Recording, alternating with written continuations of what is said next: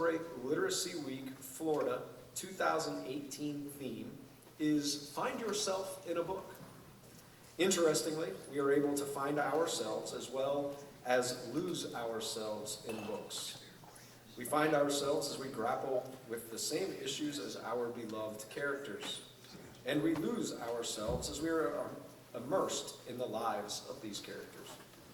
As we begin our program this morning, we would like to thank the Gulf Coast Community Foundation for sponsoring our annual literacy celebration.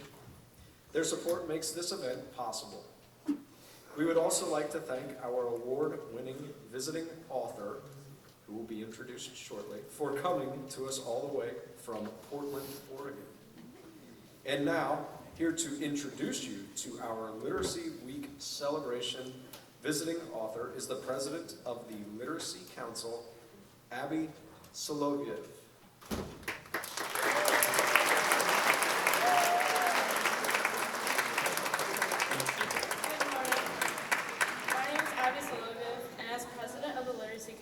It is my privilege to introduce you to this year's author, Roland Smith. Mr. Smith began his career as an English major and inspiring writer at Portland State University. Looking for a part-time job, he found an opening at the children's zoo in town. After he captured 2 escaped agoutis and a minor bird with his bare hands, his boss was so impressed that he offered him a job in the big zoo as a full-time animal keeper. After 20 years of working with animals and traveling the world, Mr. Smith's original dream came true. He published a few books and began writing full-time. Since that day 20 years ago, Mr. Smith had published nonfiction books about animals, fiction books for children, and 27 books for young adults. Included in these young adult novels are a few series such as IQ, Storm Runner, Cryptids, and Venice High's favorite, Peak. Among many, many other awards, Mr. Smith's books have won the National Outdoor Book Award, Miami Herald's Best Kids Books, Booklist Editor's Choice, ALA Best Books for Young Adults, ALA Quick Picks for Reluctant Young Adult Readers, and the New York Public Library's book for the teenage list. Mr. Smith now lives on a farm outside Portland with his wife Marie, with whom he sometimes collaborates on books. He spends his days writing, traveling, and speaking at schools. We are very glad to be on his list of visits in 2018. And now, without further ado, Mr. Roland Smith.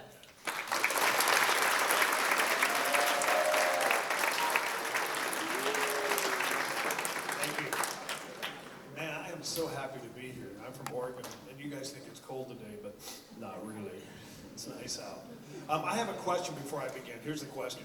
With your hands, how many of you are interested in becoming writers? I got another way of putting it. Listen to this.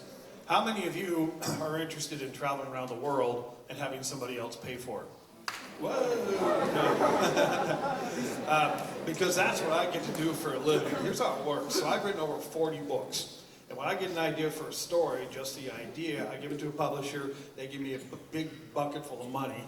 And I use their money to travel around and do the research for my books. And the reason I tell you that is I think everybody here can write as well as me. In fact, I think a lot of you can write better than me. But here's the deal. I know how to write a book and you don't. But I'm going to take care of that. There's nothing special about me. I am not smarter than you. You're all smarter than me. The reason I'm here today is because I've written all these books. And the reason I got to write these books is because I can read. I read 2-3 books every week. I've done that for over 50 years because I have a lot of stuff in my head from reading. That's what's turned me into an author and a bunch of other things. One more thing you need to know. When I write a book, I write about what's important to me. And when you write your books and stories, you need to write about what's important to you. That's what you write your best stuff about. Now, what I'm going to do is I'm going to go through a PowerPoint show. And I'm going to go through it pretty quickly. Maybe there'll be time at the end for questions, but I kind of doubt it at this point. So you guys ready to go? Who's this? This is me when I was 5 years old. And when I was 5 years old, I wanted a bicycle for Christmas. And man, did I want a bicycle bad. I went down Christmas morning and hoped my parents had a bicycle waiting for me. But what was underneath the tree instead of a bicycle, I'm not kidding you guys, was a typewriter. When I saw this thing, I burst into tears because I didn't know what the heck it was. All I knew is it'd be uncomfortable to sit on this thing. And my parents carried this machine up to my room. And I used to go to my room every single day when I was 5 years old, and I would tap away on this thing for hours at a time, but there were two problems when I was 5. The first problem is, I didn't know how to read. The second problem is, I didn't know how to spell. So I wrote total nonsense when I was 5 years old, but I got interested in writing at a really young age. So, as you know, I was born and raised in Portland, Oregon. I still live there. So I went to elementary school in Portland, I went to middle school, I went to high school. And when I graduated from high school when I was 18, I thought, wow, I need to go to college. So I went to Portland State University and I said, I want to go to college. And they said, okay, what do you want to major in? And I said, I want to major in English literature. They said, great. Do you have any money? And I said, no. And they said, well, college costs money. I go, seriously? I didn't know. And I said, no, I don't have any money. They said, well, do your parents have any money? And I said, no. And I go, well, what am I going to do? They go, I'll tell you what we'll do. I go, okay, what? They go, you got to go get a job. So at 18, I had no useful skills. And I started looking around for work, and I couldn't find any work. And I heard that there was a job opening at the Portland Zoo. So I went up to the zoo, and I said, hey, I hear you have a job opening. They go, we do. I said, what is it? They said, zookeeper. I said, okay, I'll take it. They go, wait a second. Do you know anything about animals? And I said, no. And they said, oh, okay, you're hired. Seriously. So I got hired to work at the zoo when I was 18 years old. Unbelievable. I thought I would stay at the zoo for about 1 year, but I left the zoo after 10 years. And when I left the zoo, I was the senior feline keeper because I was in charge of all the lions and leopards and tigers. Oh my, I took care of the big cats for 10 years. And then I went off and became a research biologist for 12 years. So before I became an author, I spent over 20 years working with animals. And that's a good thing because they give me something important to write about. A lot of times I write about animals. Here's a picture of me when I was 18. And by the way, that's a baby elephant. I was talking to a bunch of second graders a few months ago. There's a kid sitting in front of me. I don't know what his name is, Billy. And I showed this picture. He looked at me and goes, wow, you're tall. And the teacher said, oh my God, Billy's sitting right in front of the author. I'm going to move him. I said, leave him. He's interesting. I'll share some more Billyisms with you later. And we'll talk about elephants too. I used to train elephants. I trained elephants for 20 years, which is why I'm comfortable with you guys. Okay. This is a baby sea otter. Listen up. So the thing that really helped me or made me a successful research biologist is I was really good at catching animals, like really good at it. And so when there was some wildlife disaster in the world, I was one of the people they would call up to try to resolve that situation. Have you guys ever heard of the Valdez oil spill up in Alaska? Big old oil spill. So when that happened, they called me up and they said, Roland, will you come up to Alaska, bring a team of biologists up here and help catch these sea otters? And I said, okay. So I went up to Alaska and we caught 400 sea otters. And of those 400 sea otters, we were able to let 300 of them go back into the wild. But my main job as a research biologist was this. I was a wolf biologist. And actually this has something to do with Florida. I let wolves go in Florida, St. Vincent's Island, up in Apalachicola. So I've been coming to Florida for a long time. I had this really, really cool job title. When you guys get older, maybe you have job titles now, but here's my best job title. I was called the Red Wolf Species Coordinator Stud Bookkeeper for the United States. Ooh, pretty cool. And have you guys ever heard of the Yellowstone Gray Wolf Reintroduction Program? I'm the guy that brought the wolves into Yellowstone National Park too, so I'm that guy. I used to be famous until I became an author. We'll talk more about wolves in a minute.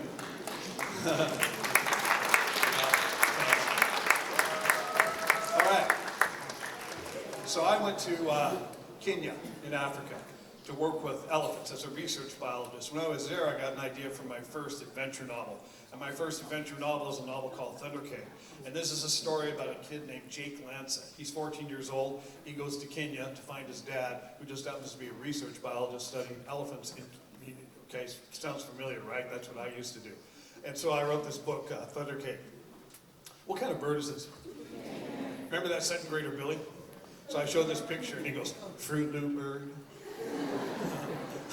So we know what he had for breakfast. She grabbed him again. I said, leave him. He's interesting. Okay. A publisher called me up after I wrote Thunder Cave and said, hey, you know a lot about tropical rainforests. And I said, I do. I was a conservation endangered species biologist. And they said, well, will you write a book, a nonfiction book about tropical rainforests? And I said, no. And they said, why not? I said, because I want to write an adventure novel about tropical rainforests. So I wrote a sequel to Thunder Cave. called Jaguar, which takes place in the Amazon rainforest. So Jake Lancer goes down there, works with jaguars, which I used to work with, and gets into big trouble. There's a final book with Jake Lancer. Guess what it's about? Whoops, there it is. In this book, Jake Lancer goes down to the Hopi Indian Reservation in Arizona. He's part Hopi Indian, and when he gets down there, he gets involved in a thing called the Mexican Gray Wolf Reintroduction Program, which I also worked with. This book's called The Last Lobo. Have you guys ever heard of Mount St. Helens? It's a big volcano in Washington State, and I live 50 miles from Mount St. Helens. And I was working at the Portland Zoo when Mount St. Helens erupted, and believe me, that was a pretty interesting morning. So I'm in there working with the cats, and I hear this huge explosion outside. And I ran up to the roof of the building, and I looked to the north, and I said, whoa. 1,500 feet, this mountain, 1,500 feet blew off the top that morning. And I thought, I need to put that in a book. So this is a book about three things. It's about Mount St. Helens. It's about an animal called Bigfoot. You guys know about Bigfoot, right? How many of you believe in Bigfoot? Oh yeah, think outside the box. I believe in Bigfoot. Do you guys want to hear a story about Bigfoot?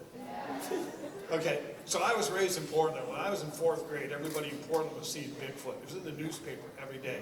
And as a 4th grader, I thought I could catch Bigfoot. And I went into our little backyard right in the middle of the city, and I dug a pit, a really, really, really deep pit. It took me 7 days to get that pit deep enough, because Bigfoot is tall. When I had that hole deep enough, I covered the top of it with newspaper, and I put dirt on the newspaper so Bigfoot couldn't see it, and I waited. 3 days after I dug my hole, I was sitting in our kitchen, getting ready for school, eating a bowl of cereal, looking outside in the backyard, and my mother was in the backyard. Now, my mother was a little woman, about this tall, fiery red hair, bright blue eyes, and she had a real temper. And she was getting closer and closer to my pit. And I'm eating my cereal, watching her, and I said to myself, you should say something. Well, I couldn't make myself say anything. And she got closer and closer to that pit, and I said to myself, you should tap on the window. Well, I couldn't make myself tap on the window.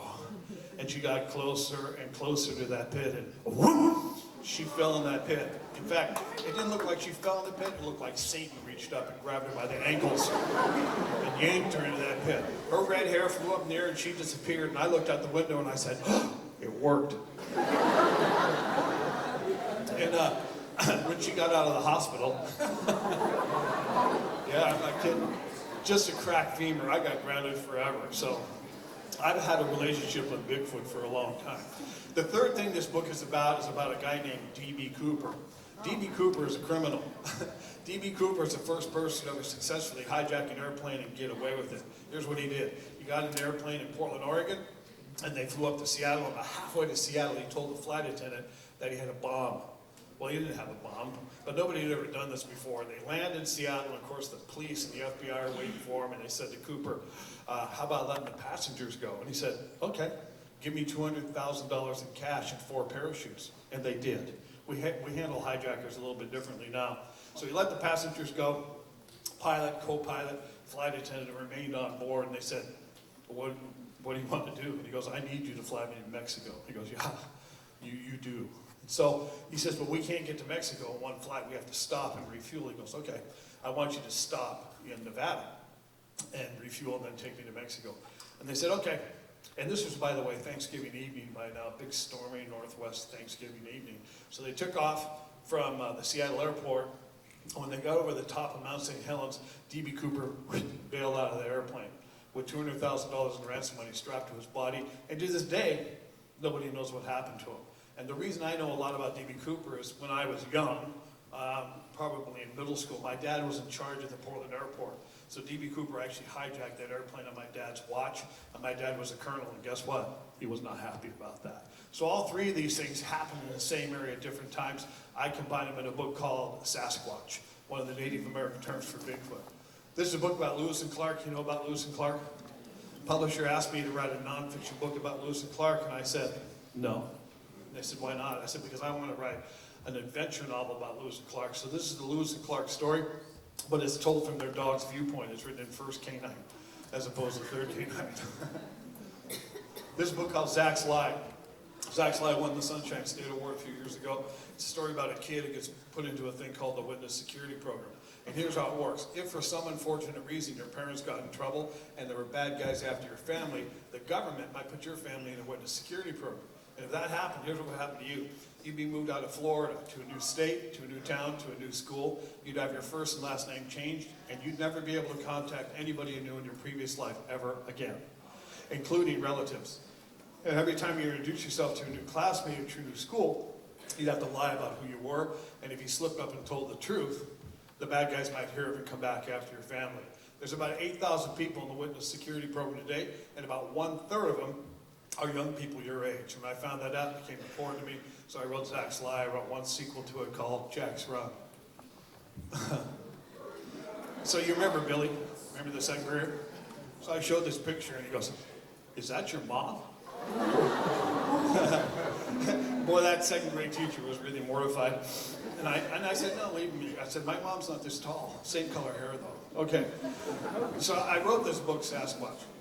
And it was a really popular book. And when it came out, everybody said, "Oh, write a sequel, write a sequel." And I'd write back and say, "No."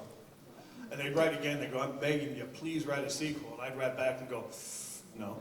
I didn't want to. I wanted to write a much bigger series about cryptids. So cryptid is an animal that we think exists, but we can't prove it to exist. For instance, Bigfoot is a cryptid. Have you all heard of the Loch Ness Monster?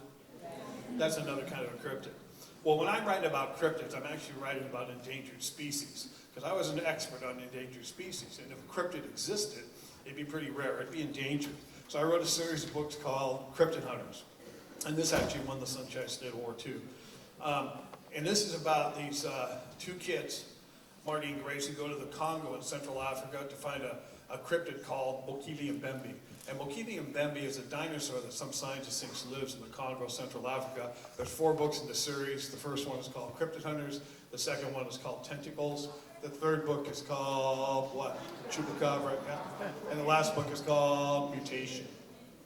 I wrote that book, Thunder Cave, about African elephants. But as you all know, there's 2 kinds of elephants. There's African elephants and Asian elephants. And I work with both types.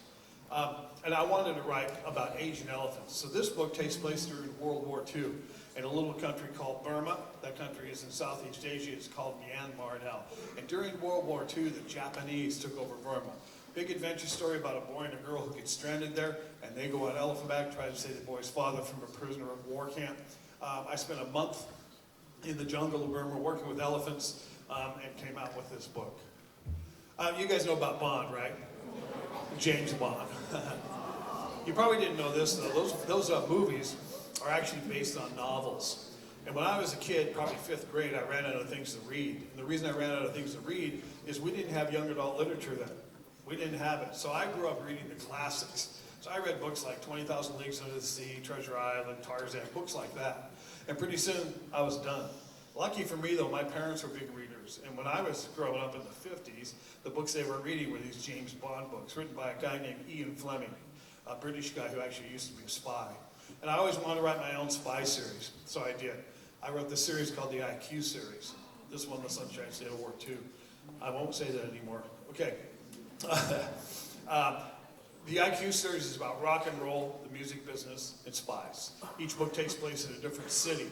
So the first book is called Independence Hall. It takes place in Philadelphia because that's where Independence Hall is. The second book is called The White House. Guess where that takes place? Washington, D.C., exactly. Third book is called Kitty Hawk. Takes place in North Carolina. Fourth book is called The Alamo. Fifth book is called The Windy City. Last book is called Alcatraz.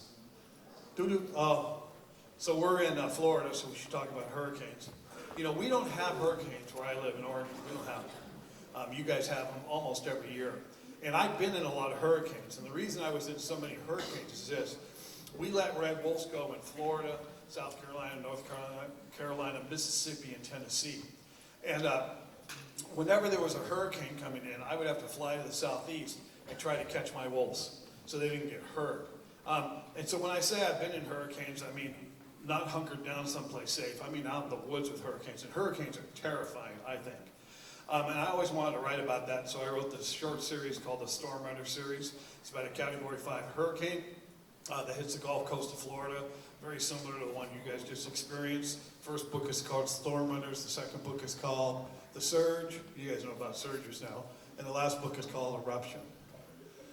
This is interesting. I've been speaking for years, like 25 years. I've been going to schools, and so I've been to thousands of schools, and at every school I ever went to, this question gets asked. Someone will ask, what's your favorite book you've ever written? And for over 20 years, I answered that question this way. Honestly, I would say, my books are like my 3 kids. If I was standing here today with my 3 kids, and you all said, who's your favorite child, what would I say? All of them, even if I didn't mean it. That's what I'd say. Who's your parents' favorite child? Yeah, me. I bet. Anyway, I have a question. Shh, listen. With your hands, how many of you are a little bit claustrophobic? Oh man, a lot of you are. That's great. Well, too bad for you. Guess what? I'm a little bit claustrophobic. And I don't like that about myself. For instance, I don't like elevators. And because of that, I've been stuck in elevators 3 times. And the last time I got stuck in an elevator was between the 18th and 19th floor. And in that elevator with me were 9 other people. And they were laughing and giggling about being stuck. I was the guy standing in back of them, not laughing. Here's what I was thinking. They're breathing my air. How can I take care of this? And 14 minutes and 32 seconds later, the elevator started to move, which is lucky because I was about ready to make my move. So I really am claustrophobic. So this next book is called Beneath. And this is my favorite book I've ever written. It's about these brothers, older brother, younger brother. Older brother goes missing, younger brother has to go find him. It turns out that the older brother is stuck underneath New York City. Now, you know about New York, but you probably don't know this. New York is a city, built on a city, built on a city, built on a city. There's really weird things underneath New York. Like underneath the New York Public Library is a lake, a gigantic lake, not a pond, a lake. There's huge rivers underneath New York City. There's a 150-year-old ship underneath New York City. They couldn't move it, so they just built on top of it. I mean, it's really a weird place. So the younger brother goes looking for his older brother, but of course he has claustrophobia. And this is my favorite book. If I was going to write a sequel to this book, what do you think I should call it? Okay, we'll call it Above. So I wrote a sequel to it as well. It takes place above. This is a novel some of you are familiar with. This is a novel called Peak. I used to be a climber. I think climbing is a wonderful, wonderful sport, but I don't believe in climbing Mount Everest. Oh, here's one reason. There's no air. Do not climb where you cannot breathe. That's not smart. There's 2 ways up Mount Everest. There's a northern route and a southern route. The northern route starts in a country called Tibet. The southern route starts in a country called Nepal. Before you climb Mount Everest, you have to get a climbing permit and join an expedition. Last year, that cost $100,000. So write out a check for $100 grand. That's a lot of money. And then it takes 2 to 3 months to get to the top. And on the northern side, where my novel takes place, there are 6 camps that lead up to the top. And when you get up to Camp 5 and you're making your way up to Camp 6, there's no pretty way of putting this. You got to step over dead people to get there. So there's like dead people on the slopes of Mount Everest. So here's the deal. You spend $100,000, you've been away from home for two months, you can barely breathe, and you're stepping over corpses, and you're going, I'm really smart. The problem with climbing Mount Everest is this. It's what we call a commercial climb. What that means is that if you have enough money, they're going to put you on top. And it doesn't matter if you're in shape, and it doesn't even matter if you're a good climber. The whole thing is money. It's all about money. And the problem is you have a lot of people on Everest who shouldn't be up there. And if you shouldn't be up there, you're going to get in trouble. And when you get in trouble, that means the people who deserve to be up there, the good climbers, the people that are in really great shape, they have to actually stop what they're doing to save you on that slope. And I don't believe in it. I mean, I think climbing Everest is okay, but this thing, climbing for money thing, I don't buy. So this is about this kid named Pete Marcello. He gets in trouble here in the United States. He has to get out of the country really quick for a little while. And he ends up going to Tibet to climb with his dad, who's a world-class climber. This book came out years ago. It's a very popular book. And the publisher kept saying, will you write a sequel? And I would say, maybe. It took me a long time to figure out what I wanted to write about. Pete Marcello's mother is also a climber. And I wanted to get them climbing together, so I did write a sequel eventually called The Edge. And this book takes place in Afghanistan. So this is Afghanistan, this is the Hindu Kush, this is where they climb at what we call the Pamir Mountains. And this is what the Pamir Mountains look like. Beautiful place. The really cool thing about the Pamirs is this, is they have a small population of snow leopards. You guys know what snow leopards are? I was one of the first people in the world to work with captive snow leopards. One thing you probably don't know about snow leopards is that they're incredible climbers. Big cats can't really climb that well. Snow leopards can climb anything, and I know because I've built a couple of exhibits for snow leopards, and here's what happens. You build this beautiful exhibit, you put the snow leopards in there, and you know what they do? They get out. So you're standing there watching them, and you go, cat's out. And you have to catch the cat and then redo the exhibit. 9 times out of 10, they get out again. So they're really great climbers. This is a snow leopard climbing. Look at this thing. Now, what a snow leopard can do that other cats can't do, big cats, is they're able to pull themselves up sheer walls with their front legs, not using their hind legs, which is an incredible thing. So I wanted to write about Pete and his mom climbing. I wanted to write about Afghanistan. I wanted to write about snow leopards. There's a third book coming out with Pete Marcello, and it'll be out in May, so it'll be out this school year. It takes place in Burma. And I'm actually working on the fourth book now. It's called Descent, and that book will probably be out sometime next year. I've been working on it actually when I was in Florida.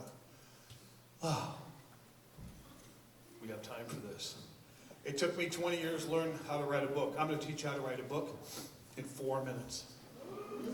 Concentrate. You know, I was invited here, and they said, will you teach them how to write a book? And I basically said, no. And they go, why not? I said, because it took me 20 years, and if I teach them how to write a book, they're going to write really great books, going to bump my books off the shelf, and then I'm going to starve to death. You know what they said? We don't care. So I'm going to fulfill my obligation, but I'm going to go through it so fast, you're going to miss some points. And that'll be good for me, financially. Okay. Here's the first thing you need to know. It takes me twice as long to do the research for a book as it does to write the book. So when I wrote Thunder Cave, it took me 18 months to do the research, 9 months to write the book. When I wrote The Captain's Dog, it took me 2 years to do the research, 1 year to write the book. And listen carefully, I don't start writing a book until I finish my research. Let's say I'm going to write Jaguar, that's the book sitting on top. And I go down to a rainforest for a month, and I come back home, and I have to do 8 more months of research. Where do I go to do my research? In the library, absolutely. I read books, get information from my books. Great news for you. You guys are stuck in school. You don't get to travel as much as I do yet. But everything you need to know to write your own books and stories is found in the library. So these are some of the books I had to read to write Jaguar. So I read books, I look at maps, I write what's called realistic fiction. You can go to most of the places I write about. I also look at photographs. I've been on a photographic assignment for National Geographic a couple times. And I'm what's known as a visual writer. Here's what that means. When you read one of my books, you're going to say, wow, it played like a movie in my head. And the reason my books play like a movie in your head is because I write like a movie guy. 90% of you are also visual. That means when you see something, that stimulates your imagination. Let's say a teacher comes up to you and goes, I want you to write a story. Their first question is, how many pages? Well, let's say the teacher says, 26 pages. And you go, really? And you go, yeah, 26. And then you go, what do you want me to write about? Well, if your teacher can get away with it, they'll say, you know what? You can write about anything you want. But when you guys hear that, you go, I don't know anything. But you guys know plenty of things to write about. If you can't decide what to write about, look at photographs. And when you see a photograph that really strikes you, use it to make up a story. Every time I see something, hear something, think of something, read something that I might want to put in my book, I make a note of it on a 3x5 card. These are my research notes. And I throw that card in a box and I forget about it for the time being. On these cards are little bits of information that I might use in my book and I might not. For instance, if these are the cards for Thunder Cave, there'd be stuff about elephants, stuff about Africa, stuff about that character, Jake Lanson. When I have a box full of cards filled out, my research is done, I dump those cards out on the floor, and I sort through them, and I decide what little bits of information I'm going to put in my book, and what little bits of information I'm not going to put in my book. Okay, the research is done. Question, am I ready to start writing? Not yet. Let me ask you another question. Do you guys ever get stuck when you're writing? Do you like that? I don't like that. Has this ever happened where you start out writing really well and then you don't know what to say? Does that happen to you guys? I don't like that. I've written over 40 books. If I didn't go through this next step, I'd get stuck every single time. So I do one more thing before I start writing. I do a thing called a storyboard. And what I do is I plan my novel out scene by scene by scene, almost like it's going to be a movie, but it's going to be a book. Let me explain. If this is a storyboard for Thunder Cave, that first card would be the first thing that happens in that novel. And, or if you're watching a movie, it'd be the opening scene of a movie. So if this was Thunder Cave, that would say, Jake Lanza riding his mountain bike in New York City. I go, great, what happens next? So the second card is the second thing that happens. It would say Jake Lanza goes home and gets terrible, terrible news. The third card is the third thing that happens. It would say Jake Lancet goes to the hospital. So I start at the very beginning, I work all the way to the end, and look how happy I am. That's what a novel looks like on a storyboard. If you're sick and tired of getting stuck, do a storyboard. Do some research. When you do a storyboard, you may not have to do as many cards as I did up here. Once you have your cards filled out, just move them in the order you think they should go. And when you start writing, all you got to do is follow the cards. And hopefully, that'll take you from the beginning through that horrible middle and get to the end. And that'll help you get finished with your stuff. Okay, the storyboard is done. The research is done. Am I ready to start writing? I am. What do you guys call your first writing here in high school? What do you call it? Rough draft. When you were a little kid, did you guys call a rough draft a sloppy copy? I love the term sloppy copy because it perfectly describes my rough drafts. This is embarrassing. I write the most horrible, hideous, ugly, stinking, awful rough draft sloppy copies you ever read in your life. If you read any of my sloppy copies like this, you'd say P. Roland stinks as a writer, and you'd be absolutely correct. But I'm in good company because, listen, every book in your library, every book you've ever read, every book you've ever loved, started out bad.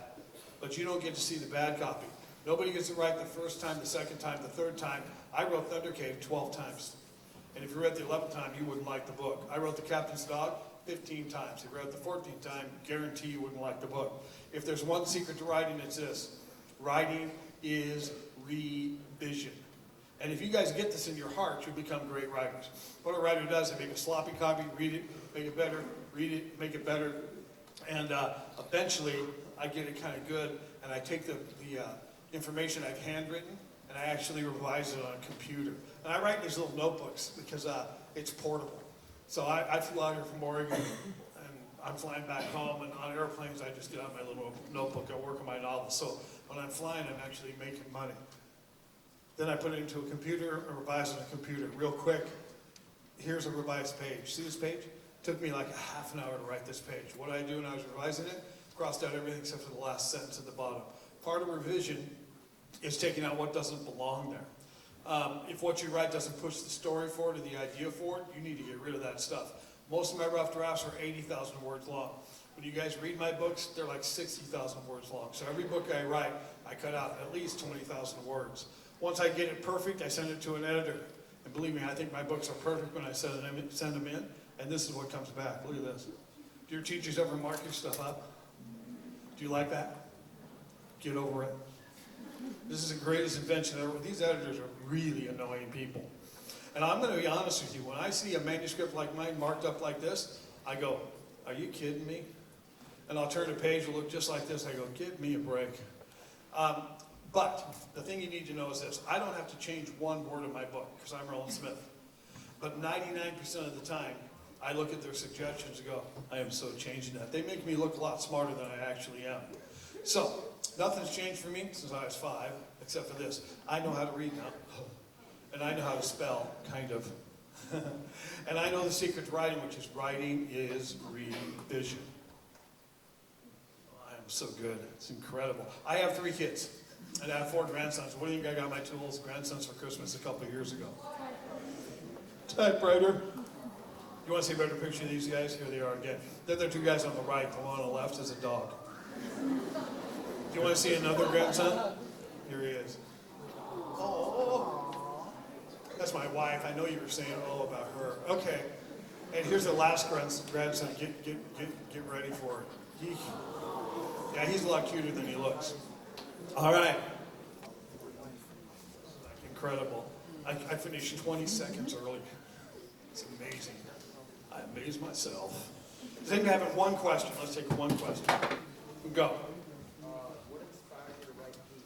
I wrote Peak because everybody that writes about Everest writes these really gung-ho stuff, and no one writes about the dark side of climbing Mount Everest, the commercial side.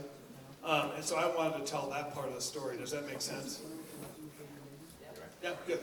Anyway, you guys are great. Thanks for listening to me read a bunch of books this year, not mine. I mean, you can if you like. I don't care. And have a good school year. I'll see you later. Bye-bye.